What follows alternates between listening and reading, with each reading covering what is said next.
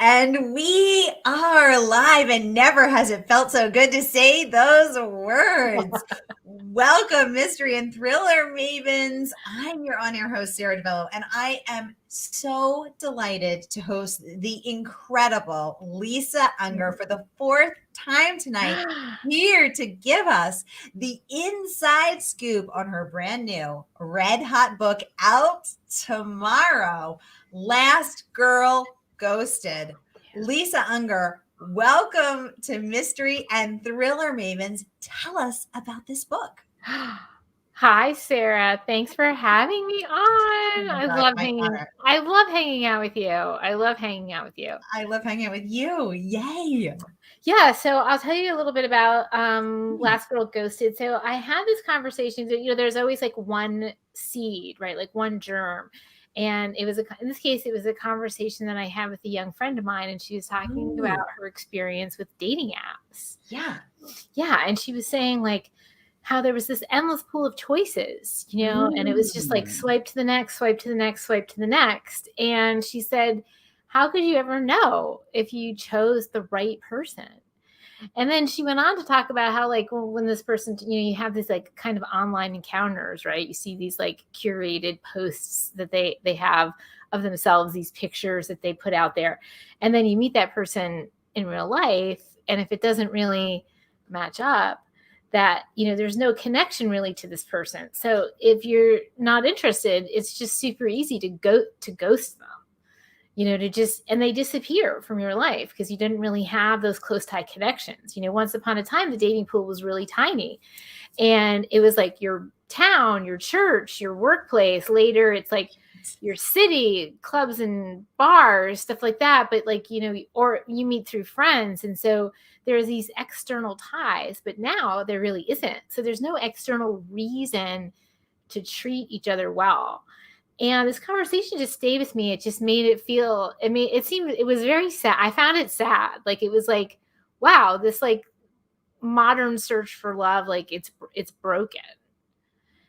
It's broken. So that kind of idea stayed with me. And then usually what happens is I hear a voice or character voices. And in this case, it was Ren. And I didn't know too much about her, but I knew that she was, that she came from, sort of darkness. She came from trauma, of course, right? Right? I mean, it is a Lisa Unger book. And, she's built a life, she's built a life that she's kind of happy in, but she's, her best friend kind of pushes her into the online world of online dating. Her best friend, Jax, is like, you don't have any fun. You work all the time. Do you want to be alone? Do you want to be alone forever? And she's kind of like, so she gets pushed into it, and she has some like underwhelming encounters. And then she meets Adam, and she thinks that he's the one, and they have a white hot romance. And, then after a particularly romantic evening, he makes a request. He says, tell me something that you've never told anyone. And she does, because that's what you do in a relationship, right? You reveal yourself in layers. And the next day, he ghosts her. He disappears. His profiles are gone. His phone's been disconnected. The place where he was living is just a vacation rental. And she's devastated. She's given herself to this person. She thought, she fell hard, even though she didn't want to. And then when a private detective shows up, she comes to understand that there are other women that he met, other women who thought that they were in love, that he was the one. And all those other women have disappeared. And so Ren decides to follow his very dark digital trail into his past, his dangerous past, and into her own. Ooh, Lisa That's the short answer. Well, you hooked us good. Oh, all my right. goodness. You hooked me from the first page of this book. And I know you hooked all of our friends who are joining us on Facebook, on YouTube, wherever you're watching. Murder by the Books channels, my channels, Mystery and Thriller Maven's private Facebook group, wherever you're watching from. Because that is one a tasty introduction. And I have so many questions. I can't wait to get into it. But first, I just want to welcome everybody. If you've been here before, you know how this works. And if you're new, welcome. Here's how it works. Every Monday for hashtag Mystery Monday, because you know Mondays can be murder, I give you 2 featured authors, and you get to ask them anything. So ask the renowned, the legendary New York Times internationally best-selling Lisa Unger, translated into over 30 languages, sold millions of copies worldwide. Ask her about Last Girl Ghosted. Ask her about her writing process. Ask her about the darkness. We got lots of questions. Lots of questions. Let's get right to them. Oops. Tori Eldridge, welcome. She said she is psyched to hear all about Last Girl Ghosted. You and me both. Tori, thank you so much for joining us. And Tori also says, she said, this is hilarious and so true. And I believe that she's responding to Lisa, your comment that said, of course, Ren came from darkness. This is a Lisa Unger book. Which is hilarious, as Tori said, and so true. So I in my Mystery and Thriller Maven Facebook group, I let people submit questions in advance. So let's kick off with those. This one coming in from Nancy Merrow, and she would like to know, how did you come up with the name Ren? Oh yeah, that's an interesting question. I don't know. I a lot of times my characters just come with their name. And this is kind of a weird thing, and it kind of, touches a little bit on my process. So my process is really subconscious. I don't have a lot of access to it, which is kind of a weird thing to say. And so usually when I start hearing a voice, I really just have that voice in my head. I don't know that much about it. Like when I first started hearing Ren's voice, I only knew that she came from trauma. I knew that, she had experienced some kind of darkness, but that she is using that experience to lead other people into the light, to lead people through their own traumas, through her work as an advice columnist called Dear Birdie. And so I knew that, the bird theme has run through a lot of my books. I've been obsessed with birds for a really long time, and I'm just like kind of a bird information junkie. So I'm always like taking in as much information as I can. And I guess that maybe that's where it came from. There's she has without giving too much away, she has a childhood friend named Robin. And that figures into the story pretty prominently. So it was just kind of, and then I've had a lot of crows show up in my work over the last few years. The House of Crows, and also the Sleep Tight Motel had a strong crow theme. So I feel like that's just kind of a thread that's run through the work. Like, even my book, The Stranger Inside, I had wanted to call it the Nightjar, which is a hawk that hunts at night. And my editor was like, no. She's like, no, nobody knows what that means. I'm like, I know. That's like intriguing, right? Like you would want to find out. She's like, no. Like, okay. Wait, did you say the night jar? Like a jar? Jar, yeah. I didn't know that was the name of a bird. The night jar. Yeah, it's also called the night hawk. Mm-hmm. Wow. Okay, cool. Yeah. Well, I am fascinated. So I love birds. So I love birds so much. And I think my 2 favorite birds are, one, a hummingbird, a ruby-throated hummingbird, because I'm just so fascinated that they can hover there like a helicopter. And I love the sound of their buzzing, their humming wings. And they're so tiny and they're so cute, and their long beaks that, reach into the flower to draw out the nectar. Oh my God, I love hummingbirds. And my other favorite are owls. Any owl. Yes. I'm with you on that. Those are also 2 of my favorite birds. What is your spirit animal bird, Lisa? What's What your is my favorite? spirit animal bird? I guess if I were going to pick one, I would pick the red-tailed hawk. Why would you pick the red-tailed hawk? Well, so when I was traveling with my family. We were in Ireland, and we stayed at a place called Ashford Castle. And at this place, they had this a school of falconry. And we decided that we were going to do what's called a hawk walk. And we went to the school, and my daughter Ocean and I and my husband Jeff, we went out with this falconer, and he taught us how to fly a red-tailed hawk. And so we had a 1-year-old red-tailed hawk called Inca, and she flew with us in the forest. And she would land on our arms, and then she would chase after, various things that he threw for her. She wasn't actually hunting, but there was just something about the bird. And I learned so much about falconry, which I did not understand, that that it's a hunting sport.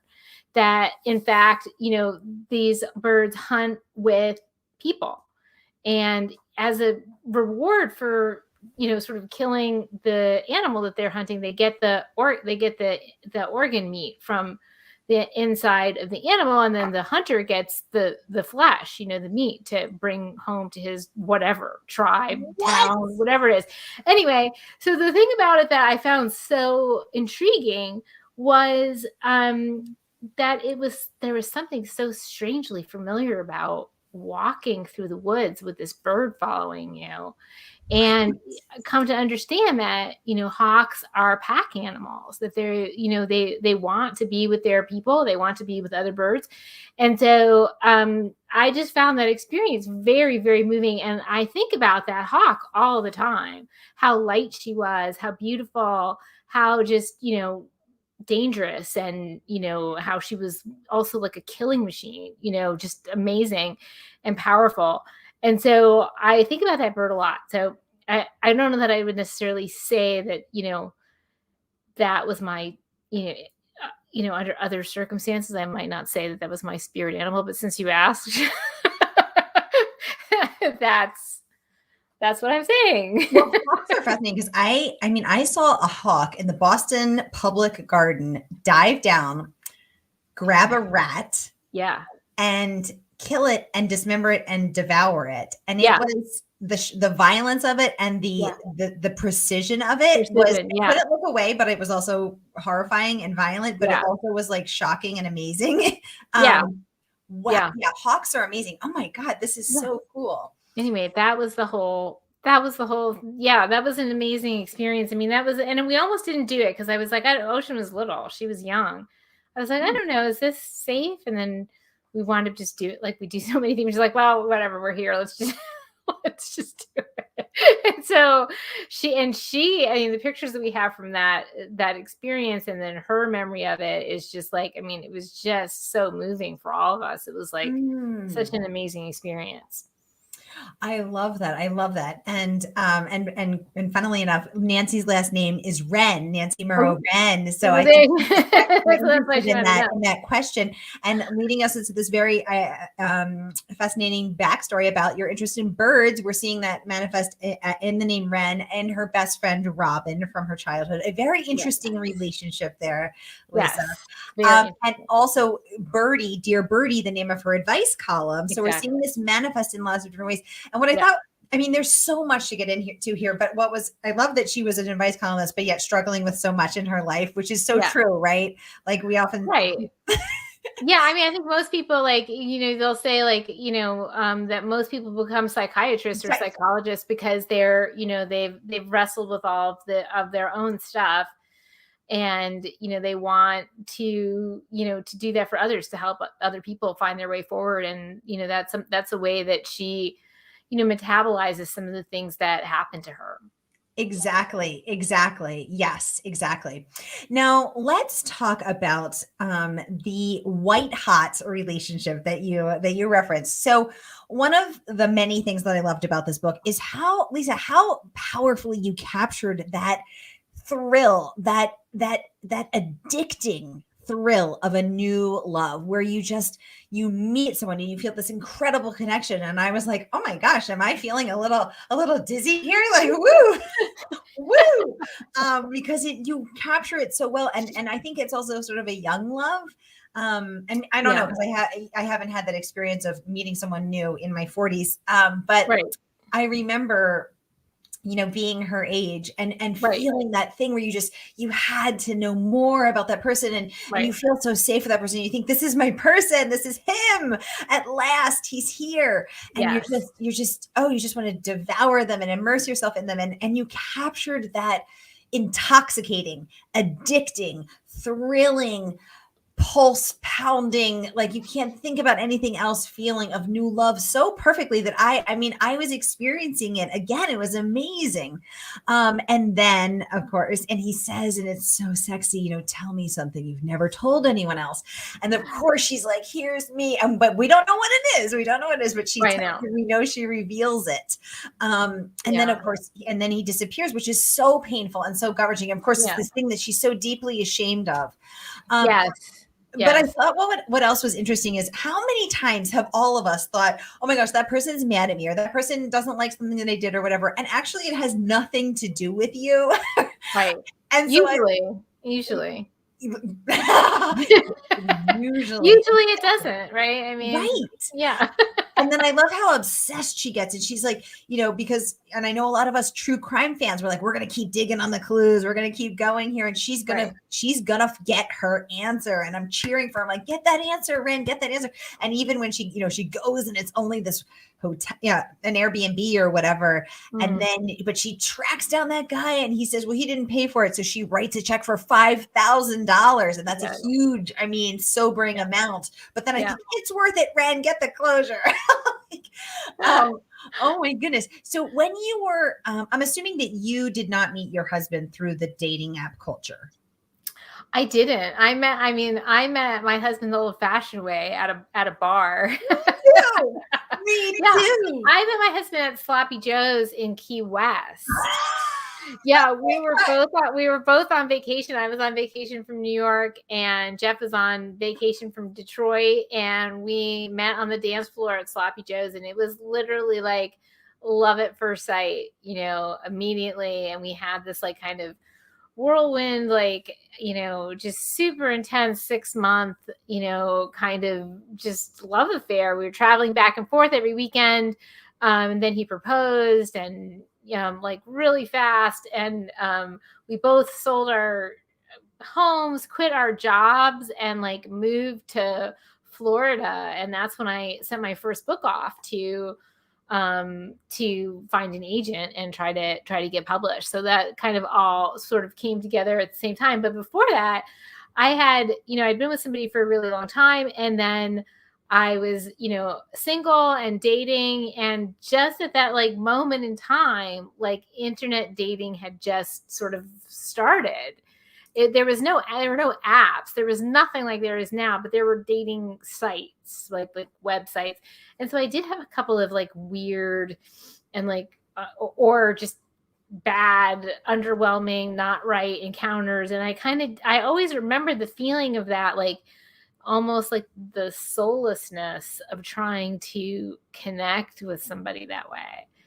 And, like I sort of carried that piece with me. But I know that a lot of people have met their husbands and wives online, and been very successful. I mean, and here are some people sharing it with us. Stephanie Cooper saying she said, I met Cooper almost 9 years ago on Match.com. Yeah.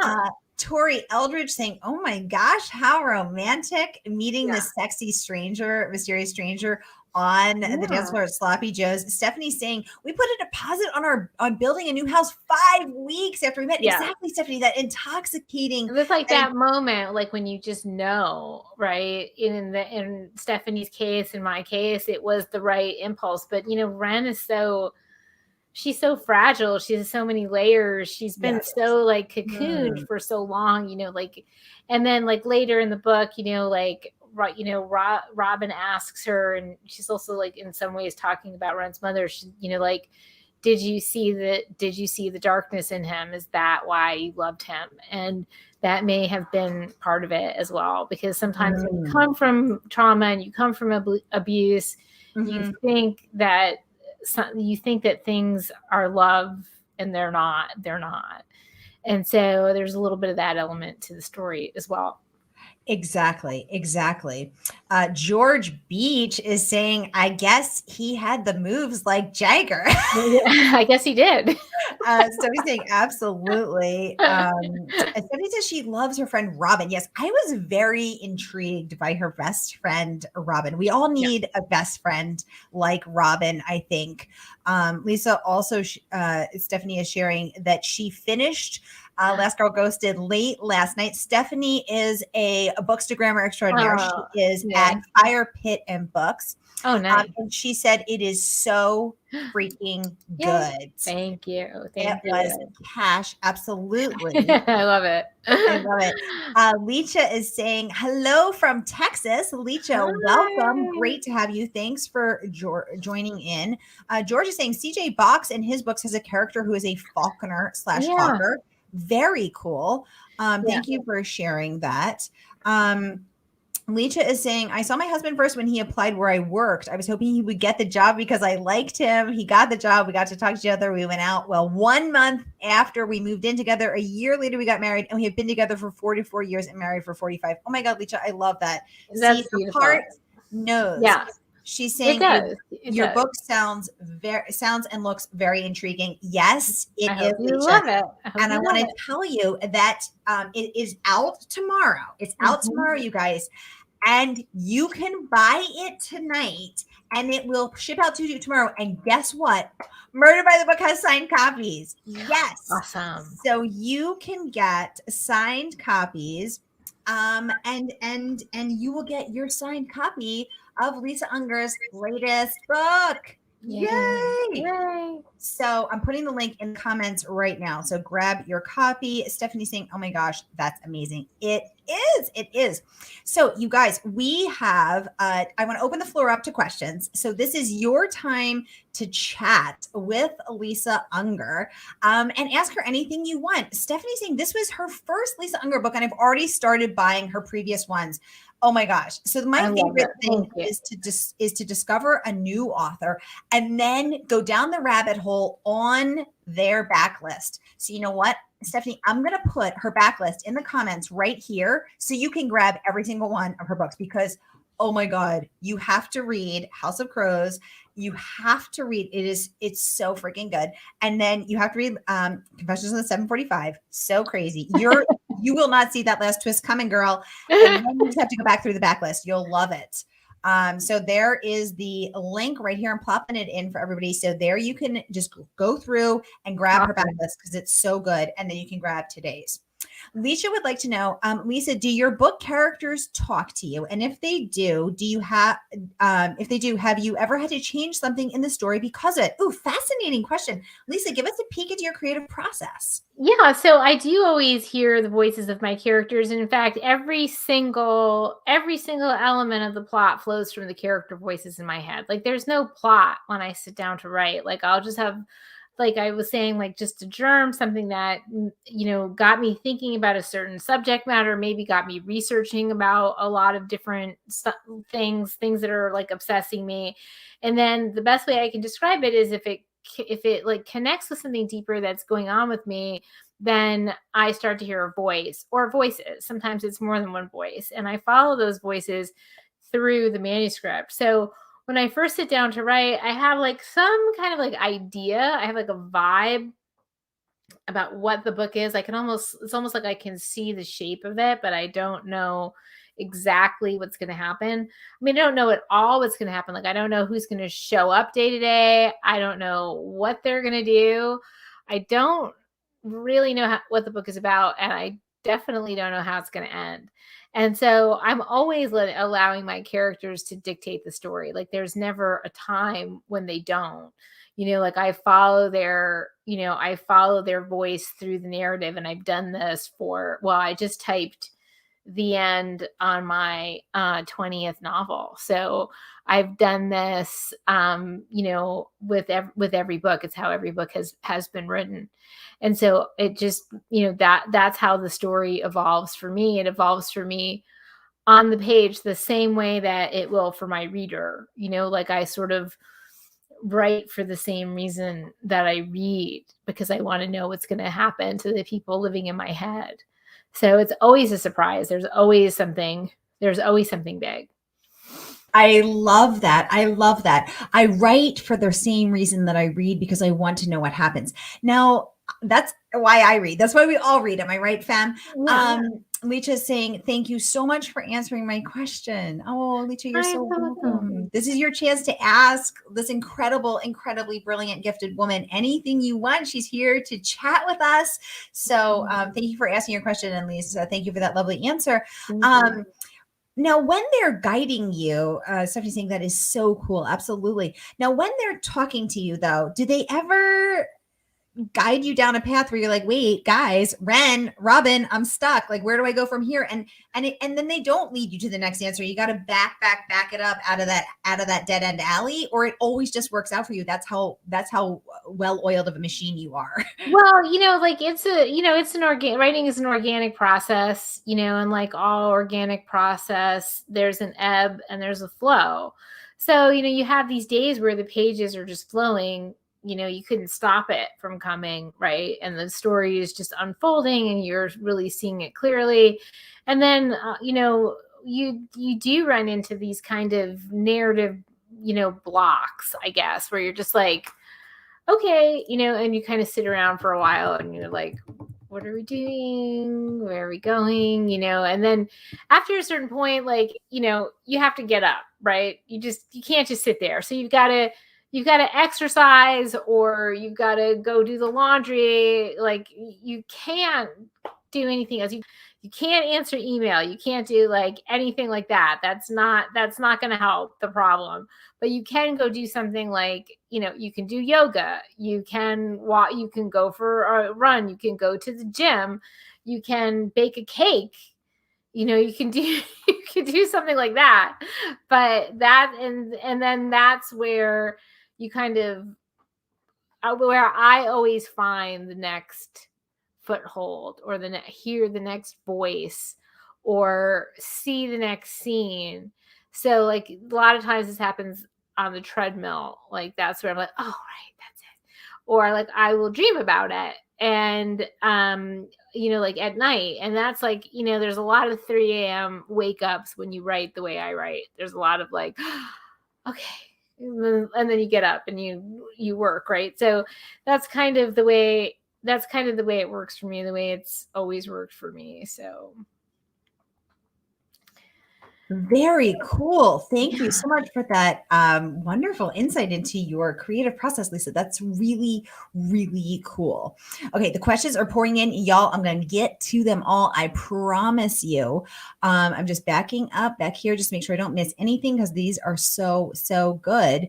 Okay, I think I missed one. I'm just trying to scroll through and find it really quickly. And then we'll get to the next one. Okay, you guys. Okay, I'm losing it. I'm going to get to them. I promise. It's hard to do that, right? Like to look through the questions and talk and do all of the stuff. Yeah. Oh my gosh, but I got it. Okay. Erin would like to say, Erin. She wants to know, will we ever hear from Lydia Strong or Ridley Scott again? Fingers crossed, fingers crossed, fingers crossed. They are two of my absolute favorite characters. Tell us about that, Lisa. Yeah, so Lydia Strong is she was the protagonist of my very first series, my very first novel, Angel Fire. So Lydia Strong is a true crime writer, And, she, comes from trauma. And she, sort of is she's a writer, and she kind of, chases monsters, and I guess in a way to order chaos, and occasionally like they turn around and chase her back. And so that was my first 4 books were with Lydia Strong. And then after that 4th book in the Lydia Strong series, I published Beautiful Lies, which is Ridley Jones. And Ridley Jones had 2 books. And, I do think about them. I do think about both of those characters from time to time.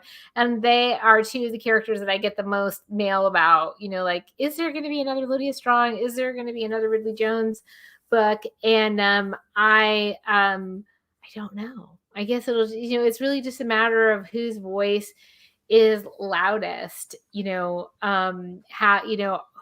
who is really conspiring to get themselves into a new book. And I don't always plan it. Like with Last Girl Ghosted, like I was not expecting Jones Cooper. I didn't think he was going to be, I wasn't expecting him. I wasn't expecting The Hollows, which is like my fictional town. So I wasn't expecting The Hollows. The Hollows is one that is really conspiring always to get into every book. Like it wants every book to be about it, but it can't always be about the Hollows. And so, but like this time it was like, okay, well, I guess we're here, so we might as well stay. And that's, I don't feel like I really controlled that. Of course I did, but it doesn't feel like I did. Oh my gosh, I love that. Sharon is saying hi from Minnesota, top community member there. Sharon, Hi. welcome. Always such a delight to have you. Thank you so much. George is saying good evening. Tori saying I cannot wait to sink my teeth into this. Erin saying she is so excited for this book. I love Lisa Unger on book tour. Erin, I love Lisa Unger on book tour too. How great is Lisa Unger? She is such a delight. She's so humble and down to earth and kind and brilliant. Thank you so much for being here with us tonight, Lisa. Your special pre-launch event with Murder by the Book and Mystery and Thriller Mavens. Tori Eldridge saying she's also a bird junkie. Cool tidbit to the Ren name backstory. Thank you again for Nancy Murrow Ren for submitting that question in advance. Very cool here. Erin saying she also likes the name for the title of the night jar. I do too. I think that's really cool. Sharon wants to know, do flamingos count? Of course they do. They count. You're in Florida, Lisa. I'm in Florida. Of course flamingos count. Well, it's interesting too that there's another really cool pink bird called the roseate spoonbill. What?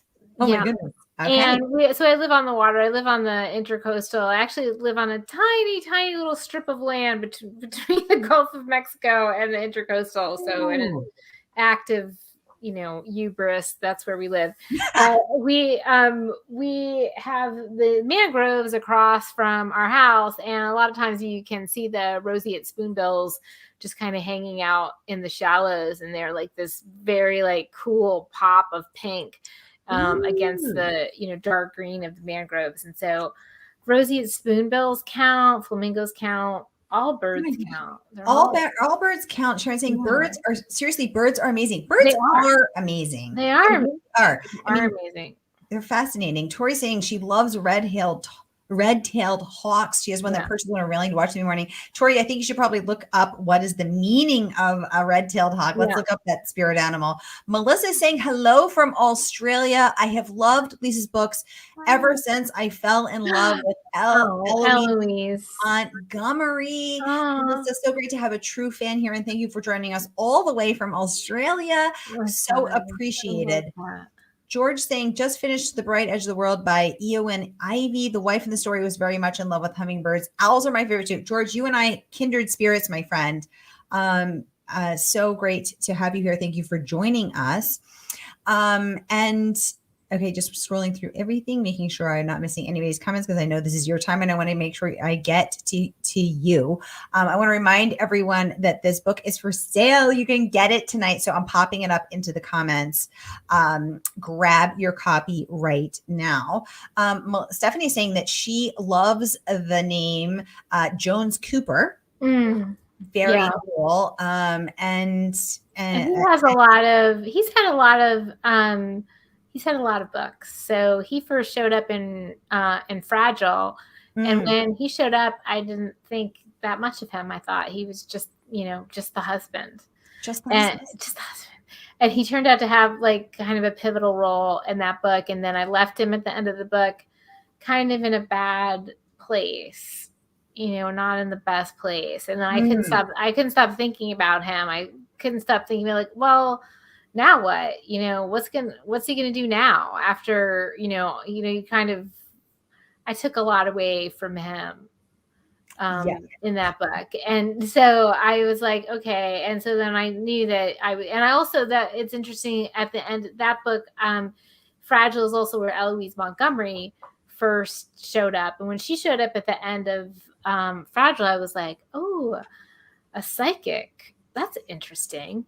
And I thought, well, what if she's a fraud? And then, maybe, well, even if she is a fraud, that's okay. That's interesting as well. And so, but then I was surprised that she had kind of a small role to play. Like I thought she was going to have a bigger piece of that book, and she wound up not. And so I couldn't stop thinking about her either. And so that's when I went on to write Darkness, My Old Friend, which was the next book, and had a lot more to explore about Jones and Eloise. Ooh, well, thank you for that insider peek. I'm here for the insider peeks, Lisa. That's what I live for. George wants to know, do you ever find yourself taking on the personalities of your characters into your real life? That's a terrifying question. That is really scary. Can you imagine? But do you, Lisa, if you spend all day in the mind of Ren, do you find yourself being a little Ren-like? Are you dishing out advice to like Dear Birdie, or? I'm always dishing out advice. I am definitely the person that people call for advice. Like that's for sure. There is a little bit, I guess there is a little bit of that, but I don't think it works that way. I don't think that the characters come off the page to influence me.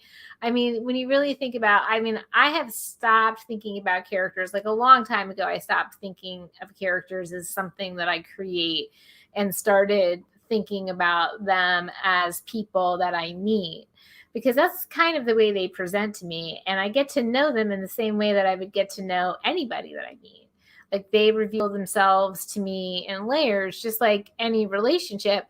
But, the truth of it is that, that's not true, that all characters are part of me in some way. Like it's an amalgamation of my like slivers of my psyche and my observations and people that I know and things that I've heard and, research that I've done and all the stuff. So there's like, every character is some, like sort of mosaic of those things. So it's not that they come off the page to influence me.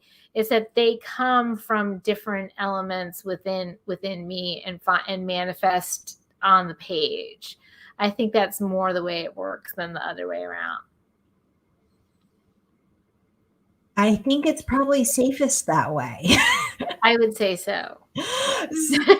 Stephanie says, Bailey was so intriguing to me. Did you know how he would progress in the story, or was that a surprise? Did he end up where you thought he would? Ooh, good question. Yeah, Bailey was a surprise to me. Like when he turned up, I really didn't know anything about him. The only thing I knew about Bailey when he turned up was that he really didn't like things that tried to stay lost. But this was the thing that really bothered him, and that it had bothered him since he was a kid. There's a section in the book about him where he says that everyone has to be somewhere. There's only a finite number of possibilities, and so he's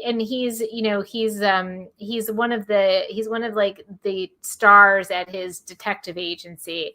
And when Ren is like sort of researching him, she's like looking through the website to try to figure out more about him. And she's saying, there's an accolade saying that he has their highest success rate, that he's like their most effective investigator. And she was like, well, what does that mean? Like, so obviously what's the failure rate? Like, failure is so much more interesting than success, right? Like, that's her thought about him. Like, when did he fail? Like, what does it mean? Like, you didn't find someone, or the bad guy got away? Like, so that's kind of what interested her. And so I was interested in that element of him too. Like, and it's what really kind of drives me for all my characters, is what makes them who they are, what formed them.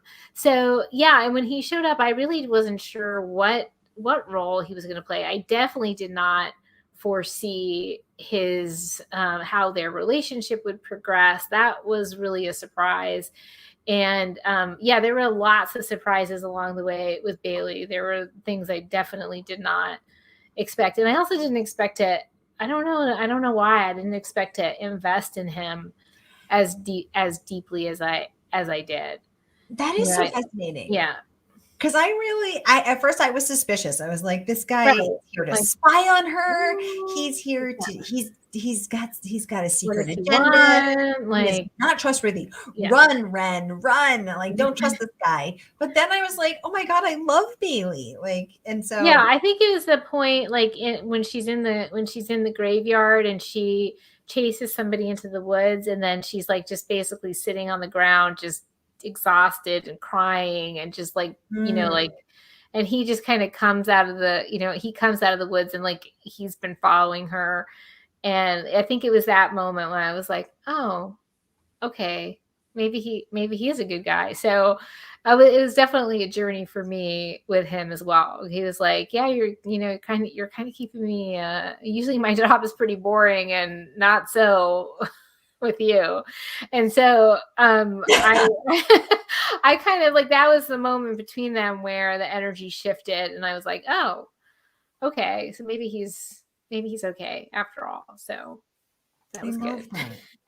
Melissa's saying she has read all of your books. You are one of her favorite. That is so nice. Yay, Melissa.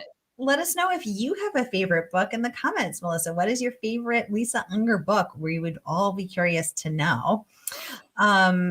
Lisa, one of the, we have so many more questions. Erin is saying that a Jones Cooper appearance that just makes me want Last Girl Ghosted even more. Yes. Following you on virtual book tour was so much fun. Lisa is a really fun guest, you guys. I have to say, she's fabulous. Thank you.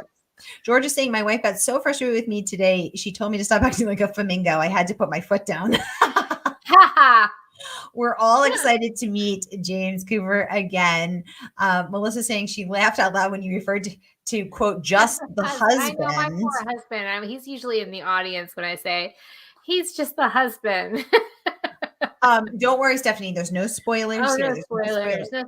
No spoilers. We promise. She said she was obsessed with the first and second person writing in this book.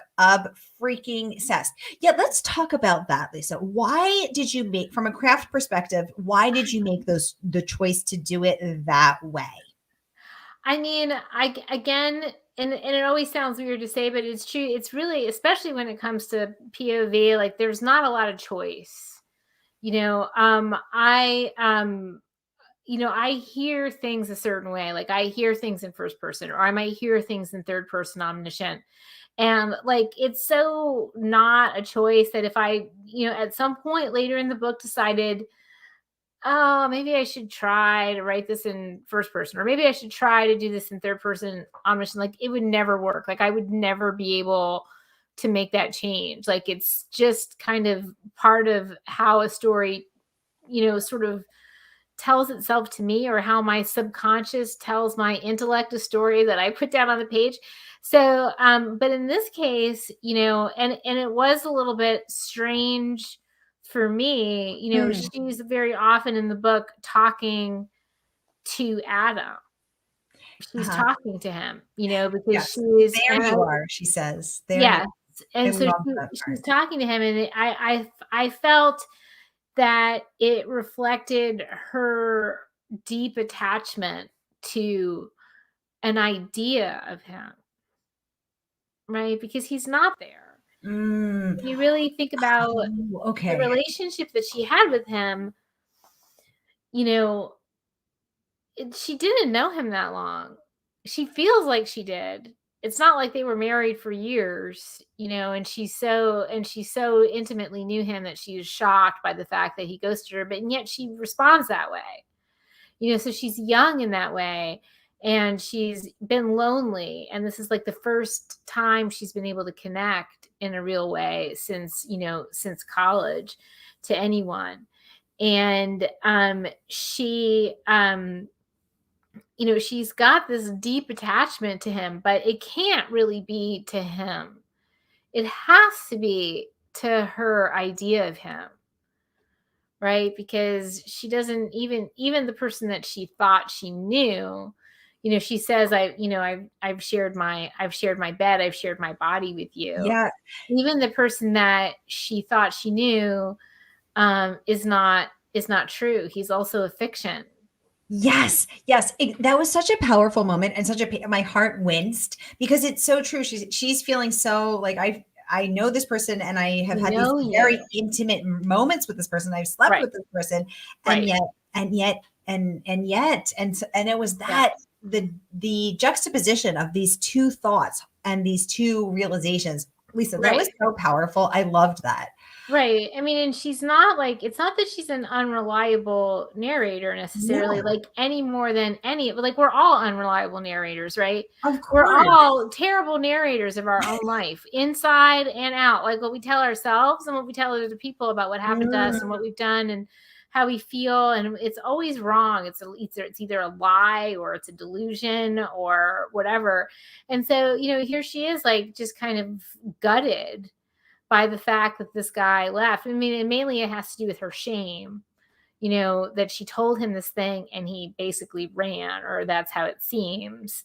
And yet, she still feels like this connection to him or to the idea of him enough so that she's talking to him throughout the book, which, to be honest, I kind of felt like, made her seem a tiny bit unstable, which which she might be, because it was like, you weren't together that long, but that's how I heard it. That's how I heard her talking to him. And so I just honored that. Lisa was like, I'm gonna have to rein you in a little, Ren. I'm gonna have to girl, come on, let's talk. She's like, put down that phone. Stop. He's not the last Coca-Cola in the desert. Oh my God. Stephanie is saying she felt the same as I did about Bailey. He was so suspicious, suspect. Totally agree. She's saying she loved that scene too. Y'all, by the way, Stephanie is the awesome, she's a bookstagrammer extraordinaire, and she writes the best book reviews. So she is Fire Pit and Books on Instagram. I'm putting her link in the comments. Follow her. Her pictures are also hot. See what I did there?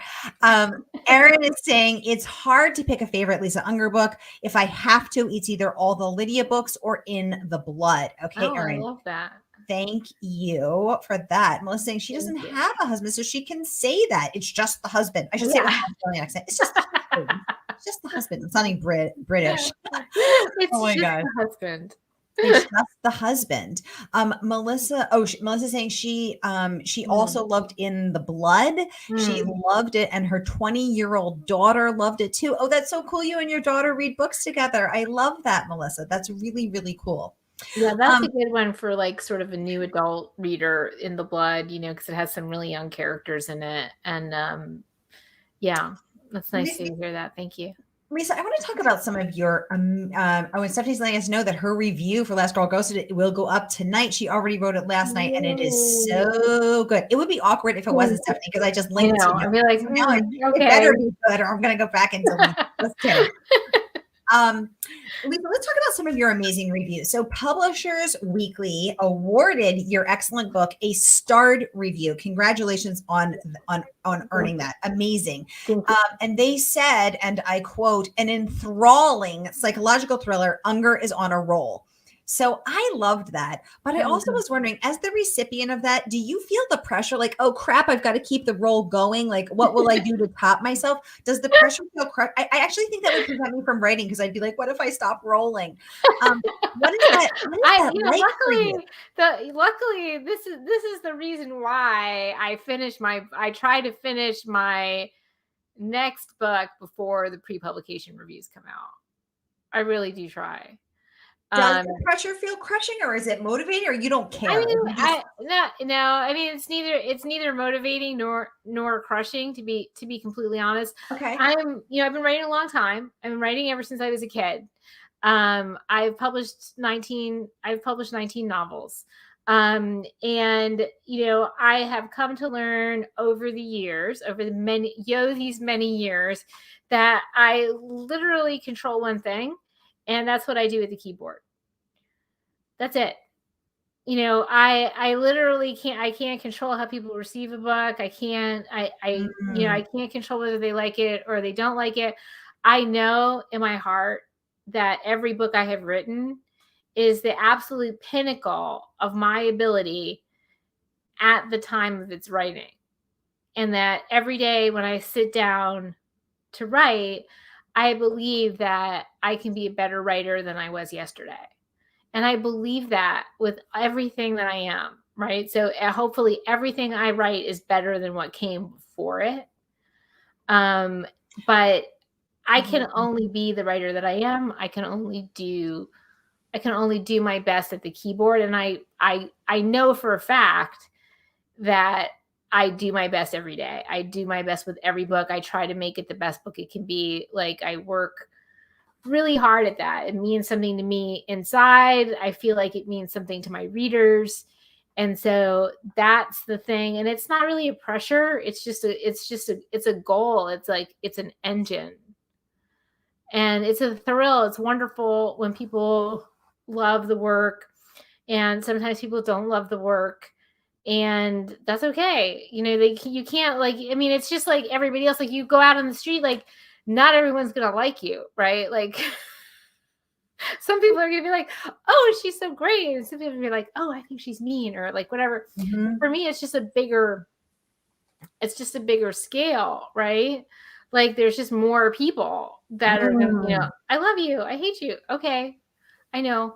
Like, all of that, but I have to go back. I have to go back to the keyboard every day and do my best work. Like, that's what I have to do. I can't do anything else. Oh, Lisa, I love that. It's such a beautiful attitude of service and work and humility. Yeah, service. Exactly. That's how it feels to me. Like, I'm in service to the writing and to my readers. And I know for a fact that I do my best every single time I sit down to the keyboard, and I hope it's enough. That's it. That's all I can do. Wow. I love that. George chiming in to say, what a great attitude to have. George, I totally agree. I mean, the humility and your work ethic is so impressive. And I mean, just really lovely.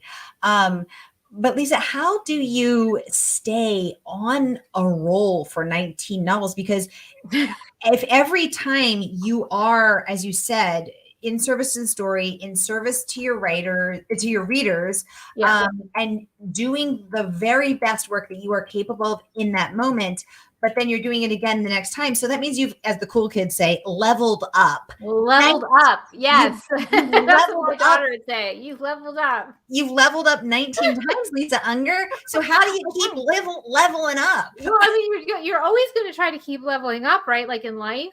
Like, you're never just going to be like, yeah, today I'm just going to lie down on the couch and that's going to be the end of it, right? Like, that's not a goal, is it? Like, the goal is not to do nothing, is not to be like, I'm done. I've done it, right? Like that. I mean, I have arrived. Like, no, I am arriving, right? I am doing, like, I don't ever want it to be like past tense. I don't want that. I mean, I don't think that's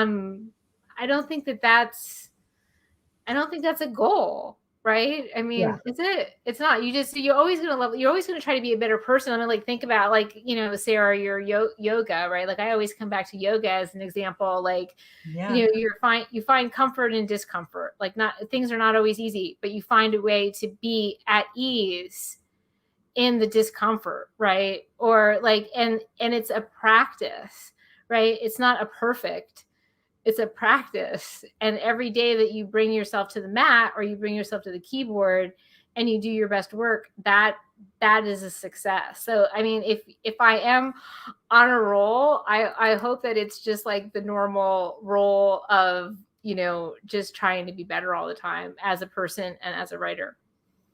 Lisa Unger, you melt my heart. This is why I just am in all of you as a yogi, as a writer, as a human being. What an incredibly special soul. George Beach chiming in saying, well, then guess who is going to be buying all of your books? Stephanie Cooper saying, me.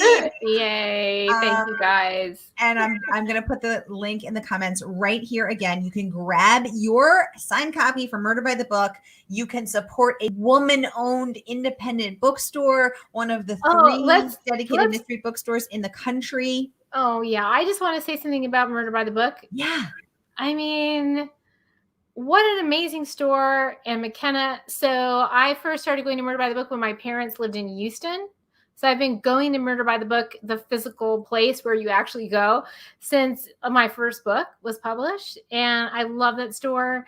It's a beautiful store. McKenna is an amazing, amazing person. And I hope that everybody here, supports the store all the time. Yes, yes. And, and I just want to say that tragically, since the pandemic descended 19 months ago, one independent bookstore a week has gone out of business, you guys. One independent bookstore a week has permanently shuttered its doors, never to reopen again, because times are tough on small businesses, and especially bookstores, which have a very small profit margin. They are here for the love of books. They are here for the love of reading. They are in service to readers. They are in service to authors. They are in service to the craft of writing and the pleasure of reading. And we can vote with our dollars. Voting is not something that happens every 4 years or every 2 years. It is something every time you swipe your credit card, you are voting for the authors that you want to see published. You are voting for the stores that you want to see survive. You are voting for the books you want to see on the shelf. So shop wisely, shop like it is a vote, and vote for small businesses, vote for women-owned businesses. Put your money where your mouth is and buy from an independent bookstore, buy from a woman-owned bookstore.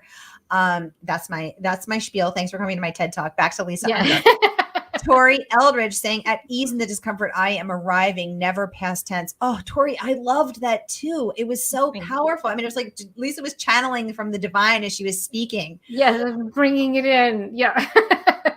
You were just you were that conduit, as you are for the conduit of your characters, channeling for us as well, and that message of creativity. George saying, oh, McKenna, guess who will be by? Yes, exactly. We're waiting for Lisa Unger to stop on by. Stephanie saying, even as a bookstagrammer, she buys every book she reads, even when she gets the ARC for free, just to support authors. What a beautiful thing. Thank you, Stephanie. Really good. Erin saying, Murder by the Book is the best. I agree, y'all. Or we have 3 minutes left. Who has questions for Lisa Unger? I'm going to take your questions, get them going in the comments. I'll give you a minute to write them on up. We've got 3 minutes left, so I bet I can do 2 or 3 more questions. Get them going in the comments. This is your chance to ask this incredible author anything you want. I'm going to share a few more reviews while you're thinking of your questions. Shari LaPena saying, this book, Last Girl Ghosted, is, quote, chilling. You won't be able to stop turning the pages. I know I couldn't. What an incredible review from your fellow amazing best-selling author there, Shari LaPena. She's amazing. I absolutely loved that one. And there is more where that came from. Ooh, Stephanie's got a question. What is the title of your next book? Lisa Unger. No way. Have you channeled it yet? Or I have the title, but the chances that we could talk about titles for a minute. The chances are that the title that I have for it right now will not be the title that it winds up with. So here's the rule. If I absolutely love the title, my editor will hate it. Oh, are we going back to the night of the nightjar? Yes, right. And there's been so many books like that, so many things like that. Like also like Beautiful Lies, like that is a book that that title I absolutely hated. I thought it was a completely stupid title. They loved it. It was a working title and they loved it. And so there've been other, so if there've been so many like title, like dramas or whatever, but yeah, that's generally the rule. Like if I love a title and think that this is it, this is the only title this book can have, usually it winds up getting changed. Like even Confessions on 745, which I will say is probably the best title, one of the best titles ever. Right? Like I will say that was not my title. That was my editor. That was my. What was your title? My title for that book was Black Butterfly. Oh my God. Okay. So can we assume since that this next title is going to go the way of the dodo bird or the way of the nightjar or the way of the black butterfly? Yeah, it might. We'll see. It remains to be seen. Oh my God. So I will let you guys know if when we come back and talk about it next year. I'll let you know if the title that I have in my head right now is the same title, and then I will tell you then what the title is. Okay, don't forget. Okay, I won't. Okay. So wait, have you ever gotten your way, Lisa? Yeah. Okay. I have. Under My Skin was my title. The Stranger Inside was not my title. That was the Nightjar. The Red Hunter was my title.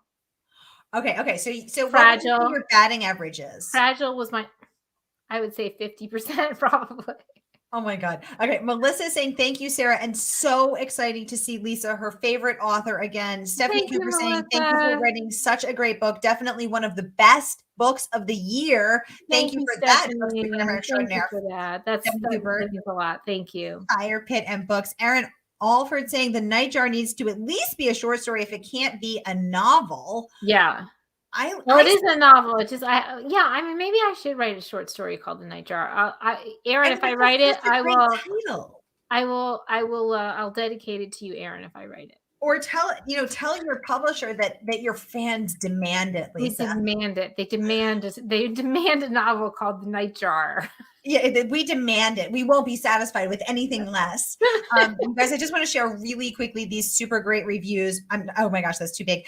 From the incredible JC Ellison, who was on the show a few months ago, and also Luann Rice, who was on the show a couple months ago. These rave reviews, I'm putting them in so you can check them out, as well as Hannah Mary McKinnon, who's been on the show twice. All of our friends and favorite authors are raving about this book. So check it out. Grab it. Booklist raving, an immersive tale of passion and vengeance with a startling ending. I think that might be my favorite review. Passion and vengeance. Erin saying she demands it. We demand it. Okay, who's got their pickets and ready to go with their, or whatever those signs are called.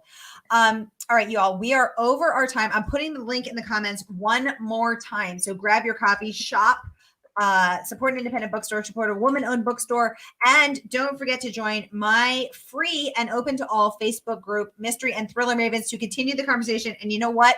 I'm going to put my money where my mouth is. I'm going to buy a copy of Lisa's book and I'm going to give it away. So hop on over there and enter my giveaway to win your copy of Lisa's book from Murder by the Bookstore. Bam.